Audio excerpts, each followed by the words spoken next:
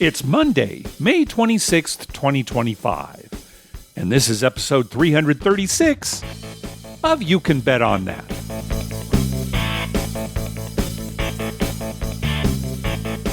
Hi, everybody. Welcome to You Can Bet On That, a podcast for the recreational gambler. I'm Mark Duvall. And I'm Dr. Mike. Dr. Mike, how are things going? Things are going well. Last week of school coming up. Oh, very good. Oh, exciting. For me, anyway. Yeah. Any good gambling stories? No, nothing to report. Just been busy with finals and stuff. No real good gambling stories. Although I do have a good story at the end about the kind of finals that I gave this year. Okay. All right. We'll save that till the end. I was telling you I had a bit of a rough night last night at Hamul, but my previous two sessions were very good. Yes. So I was looking at my gambling for the year. For gambling, I'm actually down a little bit, but I'm ahead money-wise because of free play and, they give away some cash at Hamul. So I'm still up for the year, just technically down for gambling. And again, I don't count poker as gambling. I'm up for poker. So there you go. Yeah, I think I'd count poker as gambling. You are risking money. Yeah, but it's a calculated risk, Mike. It's positive EV for the old Markster. One of these years, Mark. Oh, I know. I came close a few years ago. It's like, am I going to be able to pull it out? You're going to have a rough year. Well, Dr. Mike, the dates for the Black Hawk trip have changed. Yes, I noticed that. So the dates now are September 11th through the 14th. The 11th is a Thursday. Thomas and Melissa sent out a notice. They had some conflict, so they moved it up a week. So again, Black Hawk is now September 11th through the 14th. Hope to see you there, Dr. Mike. I assume you're going to be there. We're definitely going to be there.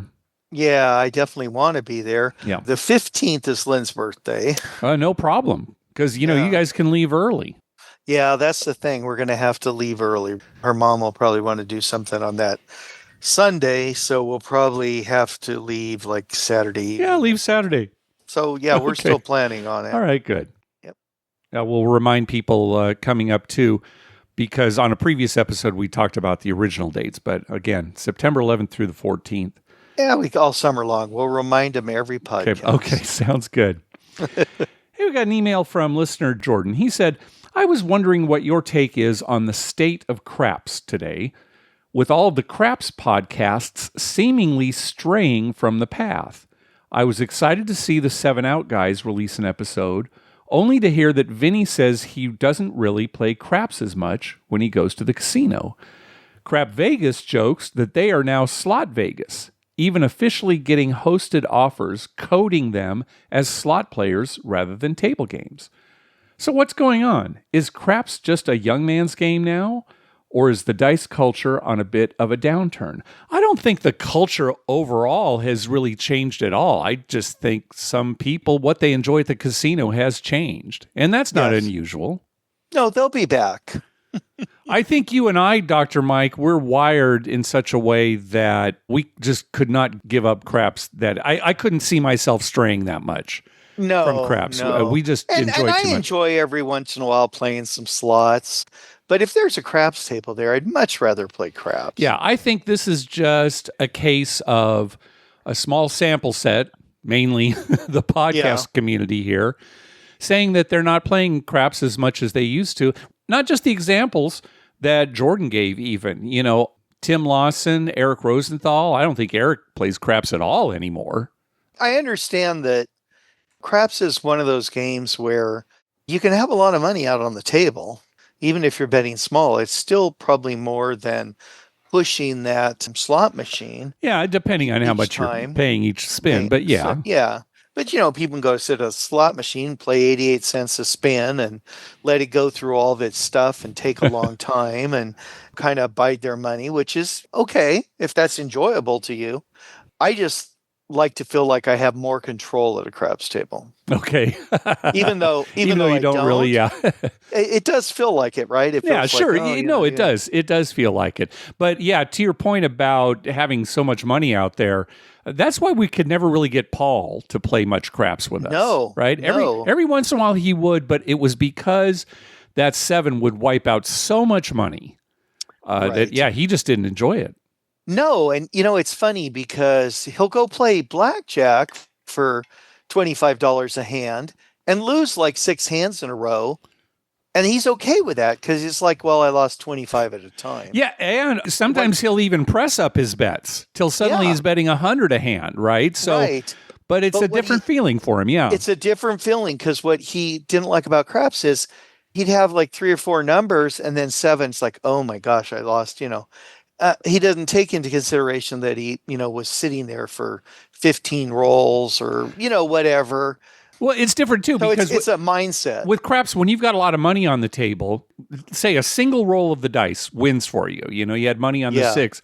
You're getting some money back, but it's small compared to how much you're risking overall.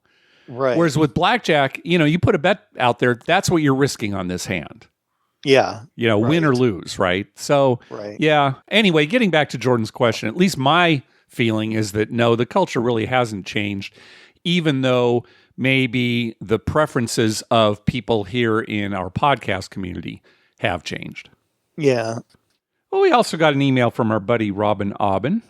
He said, when I hear talk about staying downtown, I rarely hear about Main Street Station.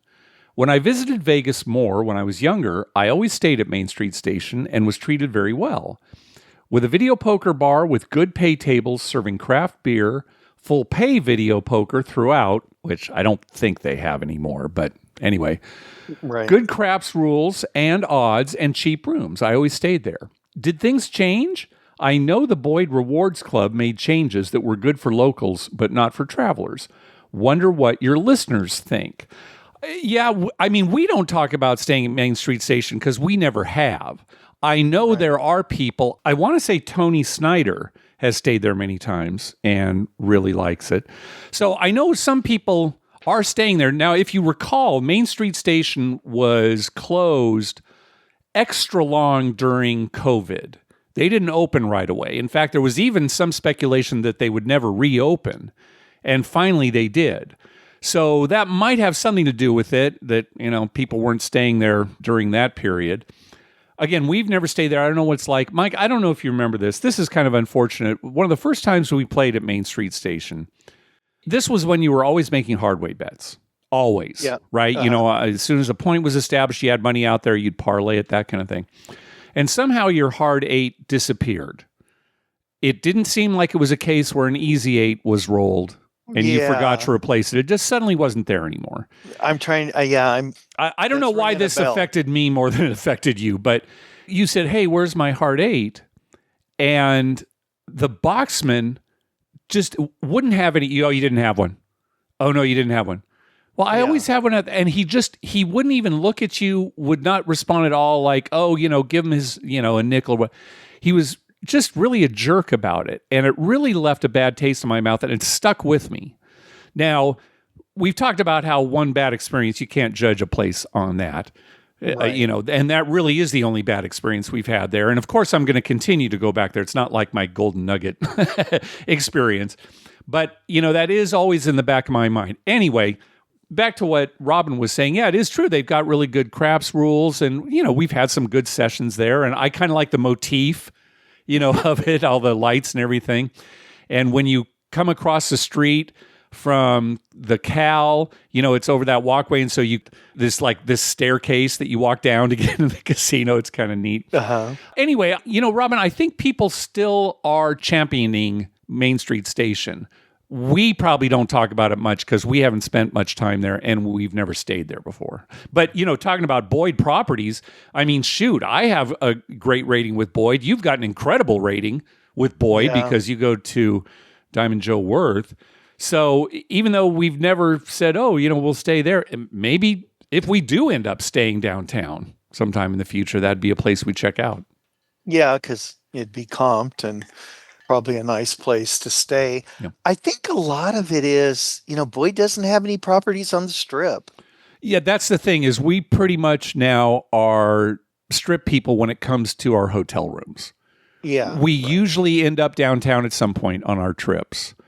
But staying there, and there it's was usually a the time Strip. when we stayed downtown a lot. Oh, exclusively. That's all. We'd always do it. Gosh, how many times did we stay at Four Queens? Yeah. Golden Nugget. Yeah. Yeah, those were our regular hangouts. Four Queens, Golden Nugget, and occasionally here and there a different place. But we were going real regularly then. Yeah. And it was cheaper downtown. Well, so Mike, that has something to do with it. There was that period where Southwest Airlines, there was a travel agent here who had mini junkets where they'd give you the airfare for free, basically, and you had to play like 4 hours at a blackjack table to qualify for the airfare at Four Queens. And they had another one where if you stayed over, they gave you a free room, then you had to play 8 hours, like during your entire stay. So we did that a lot. Yeah, and that was a great deal for us because we were going to play anyway. Right? Yeah. I mean, I know their intent is to get people who might not stay, but we were going to stay anyway. Yeah. Oh. But listeners, let us know what you think about Main Street Station, especially if you've stayed there. Because, we don't know much about the rooms, and I don't know if they've been renovated recently or what's been done after COVID, but let us know. Yeah, things could have changed, well, or got worse, playing down. Yeah, sure. Whatever. Yeah, let us know. Yeah. Oh. Hey, thanks to everyone who's been clicking through our Amazon link. Remember, whenever you're going to buy something through Amazon, please go to our page first. You can betonThat.com and click through our Amazon link towards the top of the page. All right, let's move on to our voicemails. First up is Brian. Hey, Mark and Dr. Mike. I was in Vegas recently, and nothing too crazy happened, but I thought this funny thing that happened at the blackjack table was interesting. I was just playing $5 blackjack at the South Point, and the guy sits down to my left with a $20 bill, and he bought it, and he's playing. And a couple hands in, he hits a blackjack, and they pay 3-2 there, so he's getting paid $7.50. And the dealer goes, and he makes the change, and he gets out a red chip and 2 white chips, and he goes to grab a silver. And when he goes to grab the silver, instead of getting a coin, he grabs one of the clear plastic lammers that usually separate chips and whatnot. And he just put it on top of the money and pushed it to the guy next to me. And I kind of pointed at it so the guy would notice. And he just pointed back to me as if maybe he thought I was saying, hey, congratulations for getting a blackjack. And didn't say anything. The rest of the time I was sitting there, he never bet it, never looked down, pushed it back in. I eventually busted out and left the table, but it was kind of interesting to see what would happen when he went to color up or try to make a bet and push that clear lammer into the betting circle to see what would happen there. But anyway, I thought that was funny. Enjoy the show, guys, and take care. I'm laughing because how did he not notice the difference? How did the dealer and the player not notice the difference? Yeah, I mean, there's a weight difference. It looks different. I mean, here's what I'm thinking, Dr. That's a weird Mike. thing. You know how on old merry-go-rounds, they'd have those rings that you'd take out? You'd go around and on the outside, especially like the one here in San Diego, and you'd grab a ring, right? They'd have these rings as you're spinning. And if you got the brass ring, you got a free ride after that. It was a bunch of iron rings, and then there was 1 or 2 brass rings in there. If you got one of the brass rings, you get a free ticket. I think that's what happened here. It's just that every time you get paid, it's either a 50-cent piece, which is most of the time, or it's the special clear lammer, that they use to separate chips. And if you get that, you can turn it in for a free blackjack hand. Oh, a free blackjack hand. Free blackjack hand, yeah. What's the maximum bet on that? Oh, there's no maximum, Mike, because I don't think this is real. Yeah, okay. Well, I'm going to go with it's real. Okay. I mean, that's a good thing for our casino. Yeah. Just like once every month, somebody gets a lammer, which they get 1 mulligan. How about that? 1 mulligan. 1 mulligan. Okay, let's do that. In our casino, amongst all the 50-cent pieces, there's going to be like a slug or something, right? Right. And if you get the slug, you get a mulligan. The next time you would have lost a hand, it's just a push. But you have to bet the same amount that you did when you got the slug. Exactly. The same amount when you got the slug. Yeah. And then we end up losing a ton of money because people see that the slug is the next one to come out. So they bet the most. Well, no. See, we have to make it look so it's not real discernible that I it's a know. slug. Yep. See, what we do is instead of, a 50 cents piece with Kennedy's picture on it, it looks like a 50 cents piece, but when you look at it real close, Yeah.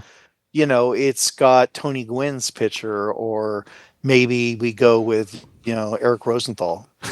It's got Eric's picture on it. Yeah, that's right. We're lucky in San Diego. We've got this old carousel with these rings, right? Most people probably don't even know. I know. It's really a throwback. But you know what? Also, when the brass ring comes out, when it's the next one to be taken, they ring a bell, right? So maybe we do that too at the blackjack table. We ring a bell. They have to bet weird amounts of money so they get a 50 I guess cent it makes piece. more sense to ring the bell after they've gotten the Eric Rosenthal 50-cent piece. So, all right. Just thinking. We're going to lose money on having 50-cent pieces printed up with Eric's picture on them. That's going to be the biggest cost expense. A fortune. Yeah. Yeah. And then the royalties that have to get paid to Eric? To Eric? Yeah. We didn't think this through. No. We better come up with somebody who won't charge us royalties. Paul, I think he'd be good about Paul. it, don't you, He Paul? wouldn't even know. We won't even tell him. It's just Paul. How about a picture of Warren? Oh my gosh. Warren. This is so off the rails. I don't know if anybody's going to appreciate this, but when we played poker, we would play with Paul's uncle and father, who were both characters in their own way. And Paul owned a printing company. So one day he printed up these T-shirts that said "Break the Bank," and it had a picture of his dad and Uncle Ike on it. And the pictures were hilarious. And so we would wear this "Break the Bank" and the pictures of them. Oh my gosh, that was fun. You're having good when you have a T-shirt with one of your relatives' faces on it. Yep. That's living life large, Mark. Yeah. All right. We're losing people here. Let's move on. Speaking of uncles, let's hear from Uncle G. Hey, guys. This is Uncle G calling in from Massachusetts. My last call was the beginning of what turned out to be a 9-day trip. And Dr. Mike's reaction to a trip that long was refocusing on bankroll. I believe he said he would need $1 million a day to stay in Vegas that long. But as seasoned gamblers, there's other considerations to consider on trips that long. Bankroll, obviously, is probably your number one consideration. Other considerations include diet. What are you going to eat? You can't eat junk food for 9 days. Clothing, how do you pack? I mentioned a couple of years ago in a call that I have what I call walk-off clothes. So the clothes that are at the end of their life, I bring them with me to Vegas. I wear them once or twice, and I discard them there. Then as the trip progresses, if necessary, I go to Target or wherever, and I buy new clothes, shorts, underwear, socks, shirts, whatever. But I'm sure not going to pay a casino $7 to launder a pair of socks that's got a couple holes in it. So the other thing to consider is the sleep cycle. What kind of sleep cycle are you going to fall into after that many days? Then another consideration you guys didn't mention is how do you reintegrate to your normal life after having been in Vegas for 9 days or so? So these are some questions to think about. I'd be interested to hear some of the other listeners to say how long have they gone on a trip like that. My longest trip from 2024 was 14 days, which I can tell you is a couple days too long. It takes a long time to recover from that. So let's hear from you guys and hear from some other listeners. How long have you been there? How many nights is a long trip for you? And how do you reintegrate back into the rest of your life? Thank you. I love that 14 days was a couple of days too long. Of days too long. So 12 would be fine. 14, that's Dr. Mike, you and I, maybe 4 nights, I think maybe we've stayed there once for 4 nights, but 3 nights is usually it. And I'll tell you, after 3 nights, I'm ready to come home. I don't know about you, but it's like, I'll go over the list here, Mark. All right. Being older, I can't take enough underwear and pants to last more than 4 nights. Right. There's no room in the suitcase is what you're saying. Right. Because you need more than one set a day. Yeah, you're going to use more than one set a day. That's just the way it is when you're gambling and old. And then, when you're talking about diet, He my said, diet get any worse? Yeah, I was going to say, he said, oh, you can't eat junk food every day. Yeah, really? Yeah. No. Okay, all right. Maybe not junk food, but I could eat fast food every day. Yeah, that's 14 days I could eat.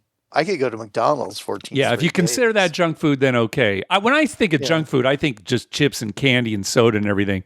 Right. But yeah, fast food I could do. Yeah, fast food or a quick sandwich somewhere. Yeah. I mean, my dietary needs would be sufficed with So you're okay. So the clothes is an issue. The money is definitely an issue. Yeah. As far as sleep cycle, well, you're in Vegas, so I'm assuming, 4 hours a day is enough. All right. I mean, I can't believe people sleep more than 4 hours a day in Vegas. In Vegas. All right. Yeah. But see, he's saying that's the issue. How do you deal with that, right? After you're on your 14th day and you're only sleeping for 4 hours a day, how are you going to be doing? Well, I always used to tell Paul, and I think you too, that, it's okay if you're tired. Just when you go back home, just get, your normal 8 hours. Don't oversleep. And you're right back in your cycle. That works for you. Now, I didn't say it works. It's what I told you guys. Okay. You still have a couple of rough days when you get back. But honestly, I think a lot of people, you get home, you're so tired, and then they want to sleep like 12 hours or the best thing to do is just get your normal sleep. And then you're kind of right back in your circadian rhythms. Like I said, the most we've probably done is 4 nights. So if you're talking about reintegration, yeah, the first day back is probably rough because you're really tired. Right? And you're not in Vegas. But it doesn't take me that long afterwards. Now, again, this is why it's a good question for the listeners. What if you've been there for 10 days or more, something like that? How do you deal with reintegration, especially for those people who are coming from different time zones? We live in the Pacific. Well, I do anyway now. Live in the Pacific time zone, so there's no jet lag or anything that I need to deal with. But other people going back to the East Coast or something like that, or even to Europe, how is that getting? Right. Yeah, I'd be curious. And plus, people who are coming from another country, they're probably going to stay longer in Vegas. So, people, let us know if you've had these long and how you deal with Vegas. Like if you and I went to Vegas, Mike, we're gambling the whole time, especially if it's just the two of us. We're not doing anything else. We're not doing the touristy things. We're just gambling. So I think people who go on these extended trips, they're not just gambling the whole time. They're usually there with other people, a spouse, something like that, and they're doing other activities. For you and me, it'd be gamble, gamble, gamble, and that's why we get burned out so quickly. So Right. Yeah, if you're doing other things and, people go and do something and they come back and they take a nap in the room for a while, you wouldn't get that burnout or go to bed at a decent time. Maybe stay up late on the weekend. Yeah. And during the week, go to bed at, 10 o'clock or your normal time. But that's not us. That's not no. us. Let us know. Let's move on to the next call. Hey, Mark and Dr. Mike. This is Mark from Michigan. Just want to give you a quick trip report on our visit to Las Vegas 2 weeks ago. This is our 47th trip over the last 30 years, so we get there at least once a year. We're probably different from most of your other listeners because we typically take a budget approach. This time we stayed at the Carriage House, which is only 12 minutes walking off the strip behind Planet Hollywood. Nice, clean place, free parking, no resort fees, and the nightly room was only $100. So it's a good, clean room just off the strip. We typically budget about $1,500 bankroll for all our gambling. So we're not big players, but we're there to have a lot of fun, buy some entertainment. We play only 3-2 blackjack, 3 card poker, and we play some craps, just a pass line bet, double odds, and I'll place the 6 and the 8. So it's nothing big, but we have a lot of fun, take advantage of all the free meals, which we get quite a few of, even at these low levels. We take advantage of all the free drinks, and we're pretty generous tippers to both the dealers and the cocktail waitresses. And that might be why we get some reasonable comps even at these low playing levels. We also take advantage of all the coupons from the Las Vegas Advisor and the American Casino Guidebook.com. We typically only play $5, $10, or $15 tables. We get a lot of low-limit blackjack at Treasure Island, Palms, Ellis Island, South Point. We also go downtown, play at the Plaza, the D, the El Cortez, and the Grand. And we also go to the Suncoast and Rampart. I'll always hit a Cirque du Soleil show We take advantage of the reasonably priced shows and the Miracle Mile shops behind Planet Hollywood. So our strategy is not for everybody. It's typically a budget approach. But if a person's interested in a low-limit gambling vacation, have a lot of free drinks, you can still have an economical vacation in Las Vegas. You just have to look a little bit harder. We do go to all the bigger places when we can. Fontainebleau, Resorts World, Wynn, Encore, Caesars, Venetian. But we typically gamble at the budget-friendly places. So thanks for a great podcast, and stop by the Northern Michigan Native American casinos. They're all great. You have a great podcast. Thanks again. Bye. All right. Thanks, Mark. That's some great advice for a budget Vegas trip. Yes. You get a reasonably priced room. You don't have to deal with sort of the madness of the Strip when it comes to getting in a car or, when you're just staying getting around. Yeah. And taking advantage of, the coupons you can. Yeah, that's great. There's a way to do everything that fits you. So in other words, if you want a low budget vacation, you can do that. You want to go wild and have $1,000 bottle of champagne, you can do that too. And everything in between, right? You might have to look harder for something. See, that's the thing. I think it sounds like Mark and his wife really enjoy trying to take advantage of these things as much as they can. So a part of their enjoyment of the vacation is seeking out this stuff. Right. Somebody else might, I don't want to deal with finding stuff. I just want to relax, or I don't care if I'm spending, $20 for a coffee. I'm not worried about it. I'm here to just, but other people, and I'm a little bit like this too, it's not just a relaxing vacation. You want to actively participate in getting a good deal, that kind of thing. Getting a good deal. Yeah, it's variation. Yeah. Variation's the secret to life.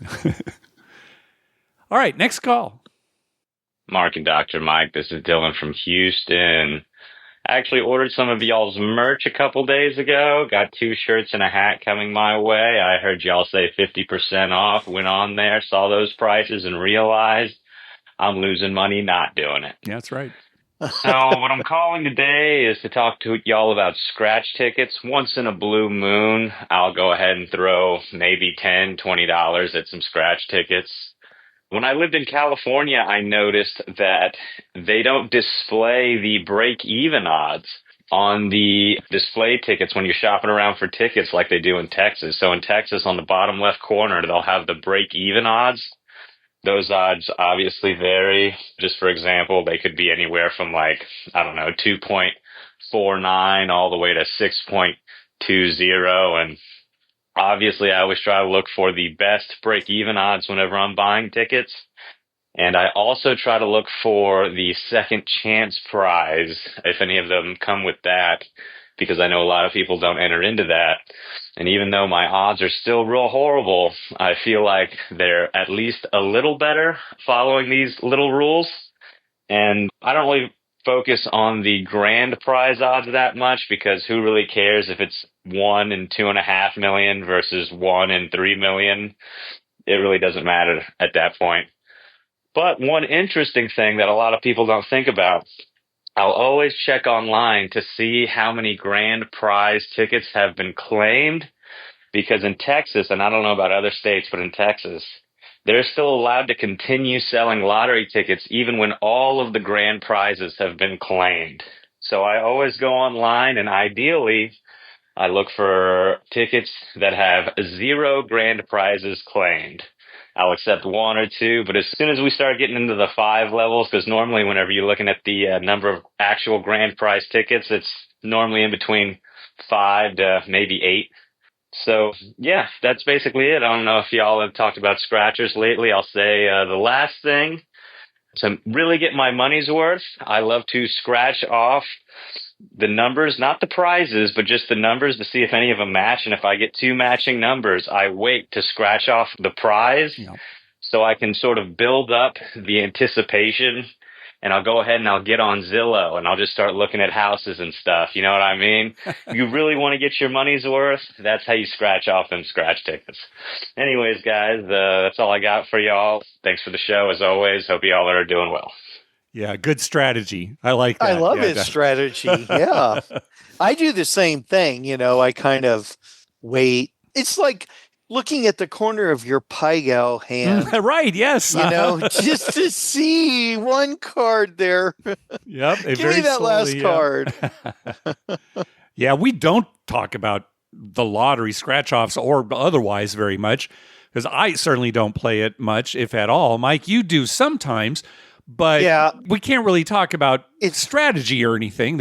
It's got a huge house edge, and you just have to get lucky. But I'm one of those people that if I'm in the mood and I see that there's a bunch in front of me, for some reason I'll just buy them. Other times doesn't even affect me. How they display them right on the counter. yeah, Sometimes it's just I can't resist. I got to get some. Now my daughter and her friends, they love to buy them, and they pull their money together. yeah.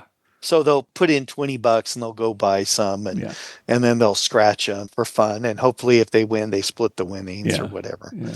They're kind of fun, but sure. I don't invest too much time in it. Sounds like he's doing it right, like looking to see if there's. It's true. If you're going to play scratchers, go online to your state's lottery webpage, because they do post the current status of their scratchers. You can look and you can see, okay, how many grand prizes are left? How many second place prizes? You can see everything there if you're curious about it. And take advantage of the second chance option if it's available, because most players don't.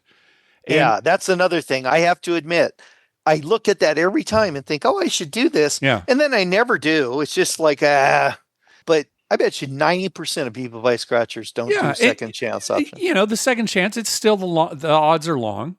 Again, we're gambling for enjoyment, and that's another way to enjoy it. Take advantage of something where, you get a little extra opportunity. I know my dad liked to buy scratchers every once in a while. My grandfather, yeah.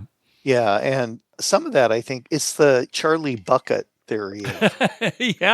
Talking about real slowly, bend back that wrapper. Bend back that wrapper, just take a look, hope that something's there. That moment of intrigue. Yeah. And, most of the time you're going to be disappointed, but the time you're not disappointed, you're pretty happy. There you go. Do you think that, Mike, even though we talk about craps a lot, this gets back to Jordan's email. Do you think eventually we will become like a lottery podcast?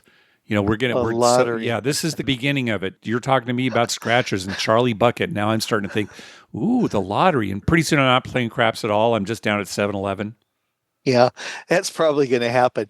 It couldn't happen to me, Mark, because I have a dickens of a time trying to pick which one I want. Oh, I'm attracted to the one that has hearts on it. I'm attracted to the one that has dollar signs on it. It's just nerve-wracking. Yeah. All right. I start sweating. There's a long line of people behind me. The cashiers, come on, pick one. Yeah. So for me, it's probably not gonna. All right. It's not going to be a problem. Maybe it won't be a problem for me either. You might decide quicker. You might, because you'll have it down. You'll know which one exactly is the one you want. That's true. I think I've already decided, actually. Dylan in his email also said that he's very happy about the 7 Out podcast returning. So, of course, we all are. Didn't he say something, too, about how long they would be around? Oh, I don't know if it was Dylan, but there was an over-under. It might have been on X, formerly Twitter. Somebody saying, what's the over-under on the number of episodes that 7 Out puts out before they quit again? So, Vinny, Big Joe, I hope you're listening. It's a joke at your expense, so you got to get some episodes out. They probably already made some bets on the over-under mark. Yeah, really. All right. Last call. Hey, Mark and Dr. Mike. This is Tristan from Aliso Viejo again.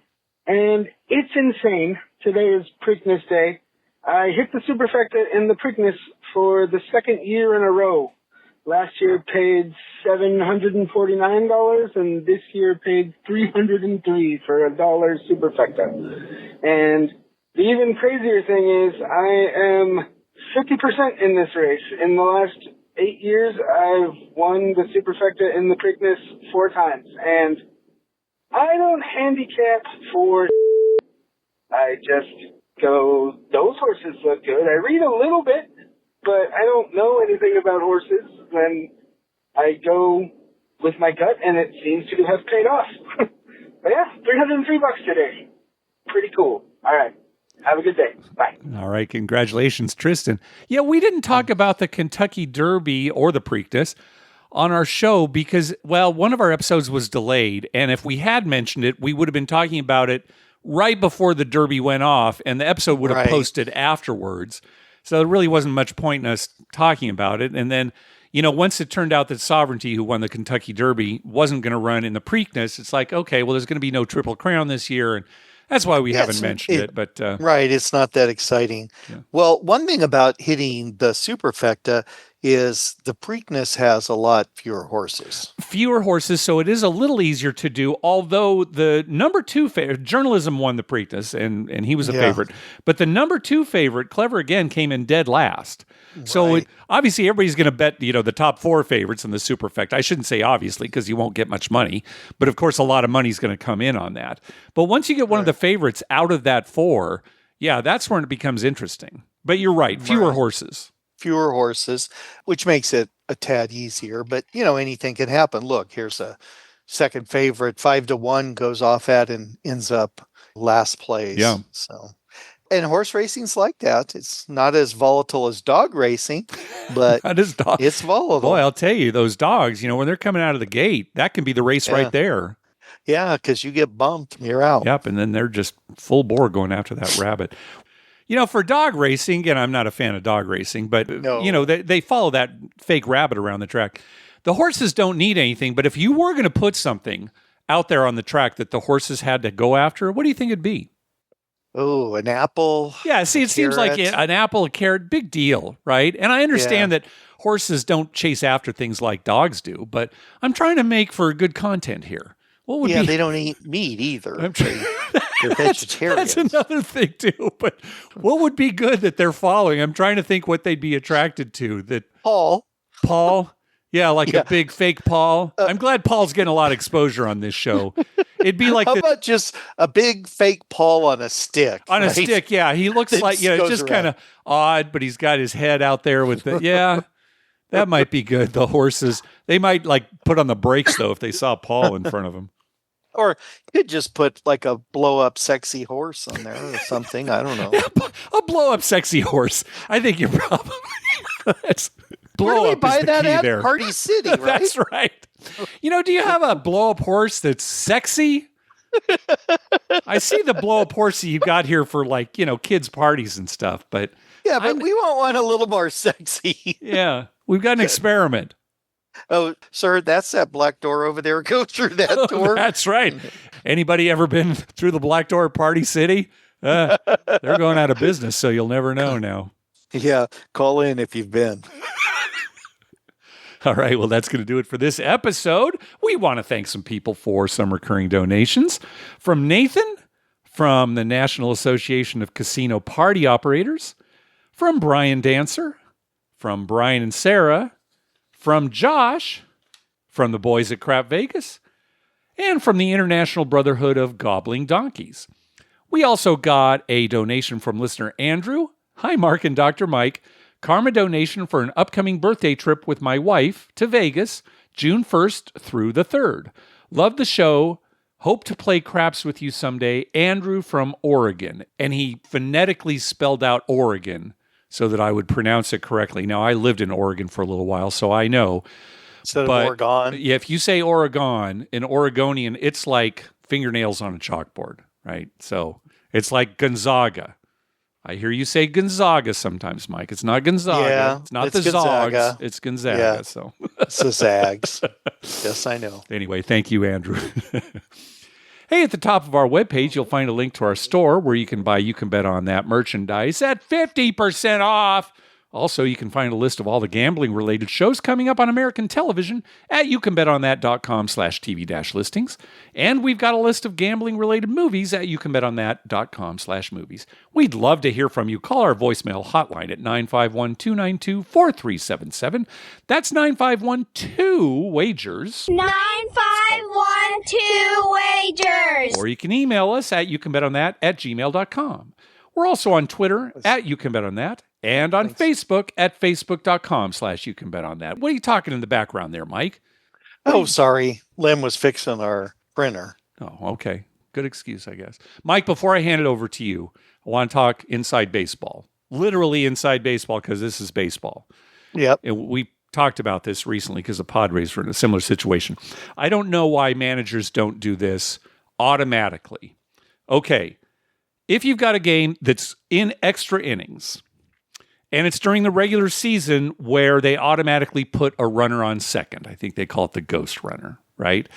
So because in the postseason, they don't do that, right? But it's the regular season. And the game is tied. It's still tied. And you're the visiting team. And the home team is coming to bat. So a lot of different things. Extra innings, man on second, game still tied. The home team is coming up to bat. So it's the bottom of the inning. If you're the visiting team, walk the first batter. Every time, walk the first batter. Because the extra base runner doesn't help the home team because they only need one run to win. Yeah, if you haven't scored, they only need one run. Yeah, that's why I say the game still has to be tied. If you're the visiting team and you've gone ahead in the top of the inning, this doesn't apply, but the game is still tied. But what it does is it puts the force play on for you. So now, you've suddenly got a force play at third. You're thinking, oh, well, what if their best hitter is coming up second in the inning? Well, it doesn't matter. He's going to bat anyway. Right? And maybe you end up actually walking the best hitter, right, as the first player. Now, there can be situations like, oh, well, Mark, what if the visiting team then inadvertently walks the next player? Now you've got bases loaded. Now, okay, fine. You can always come. What if the flop comes up 7-7 deuce? That's why you play 7 deuce every right. Anything could happen. But in this case, again, the runner that you're putting on first base doesn't matter because the home team only needs to score one run and you've put the force play on. I don't know why. Right. This rule has been in effect for a few years. It started during COVID. And we can't be the only ones who have thought of this. Right? So no, I would do it for the simple fact that we didn't score. I don't want the situation where they hit a long fly ball and the guy ends up at third, tags up and goes to third, and the next guy hits a long fly ball and we lose. So they didn't do anything but hit 2 fly balls that were outs and they won the game. But if you walk them, you have the ability to turn a double play. Right. Which is huge. So I'm just thinking that just would be smart baseball. Yeah, me too. You can come up with a lot of reasons that this strategy shouldn't be done, but they're not good enough in my eyes to override what we're saying, putting the force play on. All right. That's my gripe. That's also your gripe. Tell us about your finals and your chair story. All right. Well, I got 3 actually.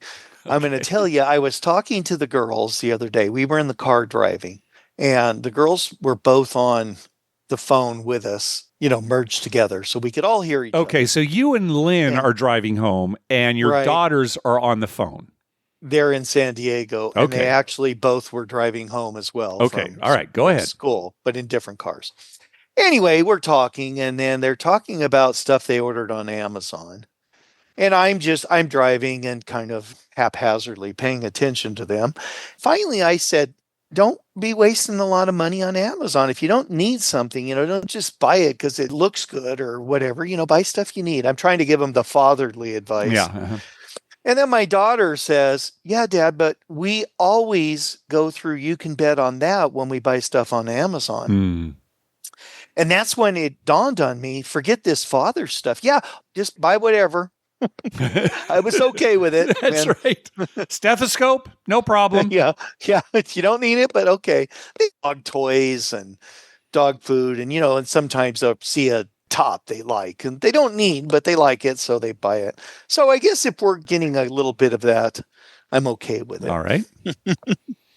Funny how our attitudes change when money's involved. Money.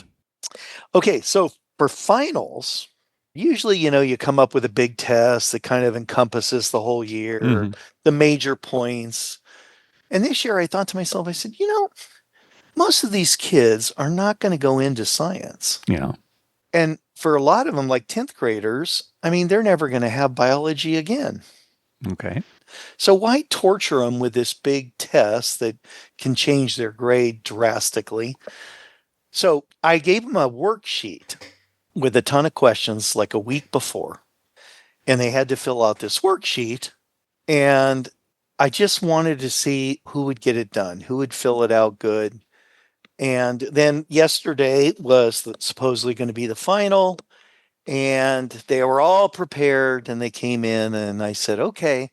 And I asked each person in the room a question about major concepts. And they said, well, hurry up, because we had to take the final. They were freaking out. Yeah. Because I was wasting time, We're going to have enough time? Oh, you'll have enough time. And then at the end, when I had asked the last person, I just said, okay, that was the final. Y'all passed. Huh. What do you think? Well, I mean, good for you, Dr. Mike. I don't know if you broke any rules. I might the have. School district. I might have. But you know what? So what?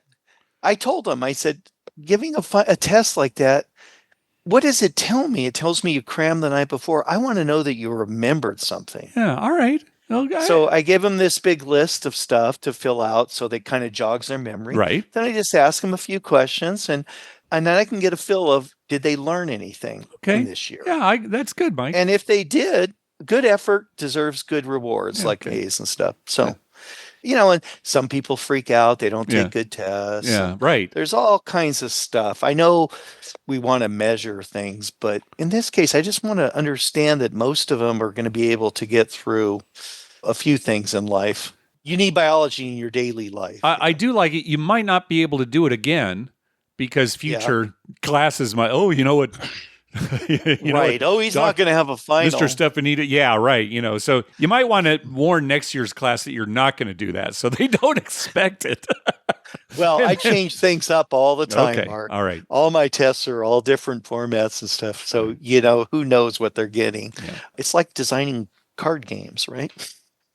Yes, it's like designing card games. For the sad part of my week. All right, go for it.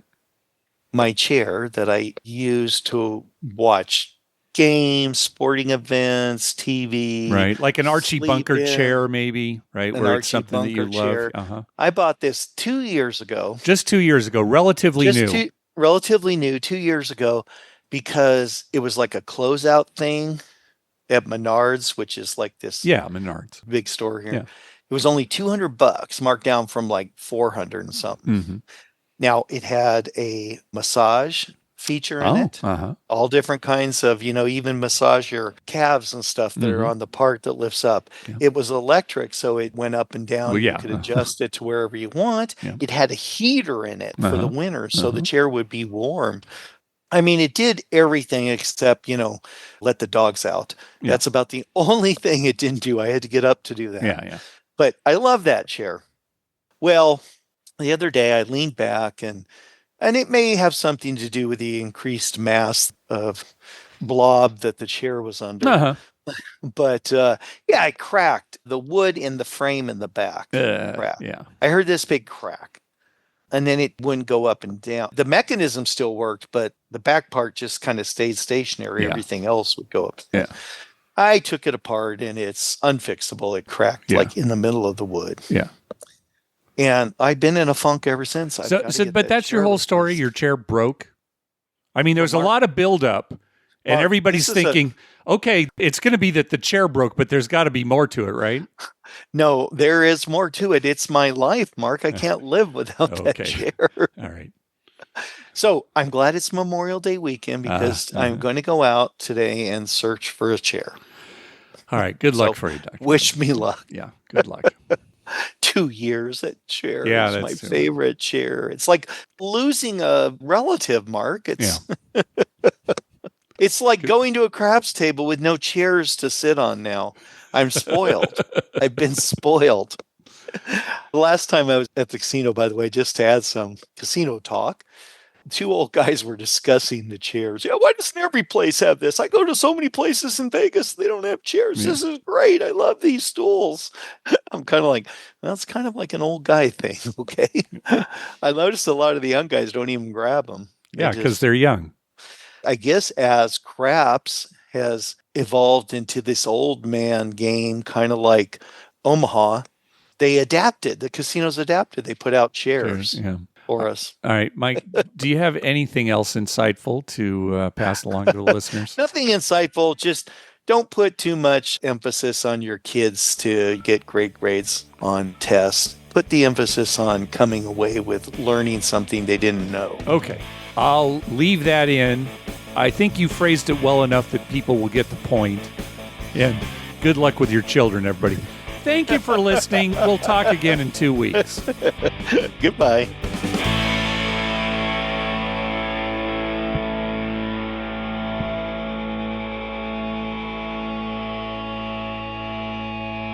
This whole town's going to because the Chargers and the Clippers betrayed us. Really? Now? Seriously, broke our heart for what? To be second fiddle to the Rams and the Lakers?